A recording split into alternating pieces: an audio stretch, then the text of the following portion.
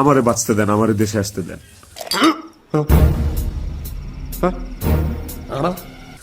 Please, আপনারা যদি রিজিককে ভালোবাসেন, আমাকে একটা সুযোগ দেন রিজিকের যোগ্য পিতা হয়ে দেখানোর।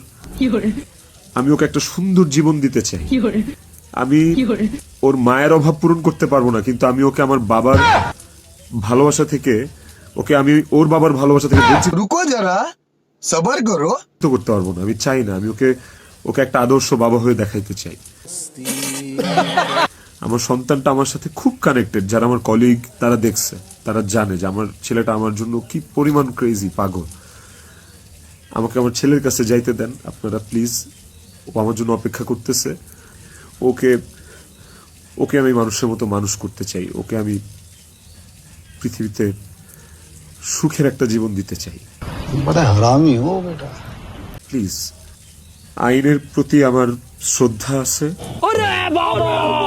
इसकी माँ का भोला चेहरा। আমি দেশে আসলে আইন আমাকে যে শাস্তি দিবে, আইন যে সিদ্ধান্ত নিবে, আমি সেই সিদ্ধান্তের সাথে একমত থাকব।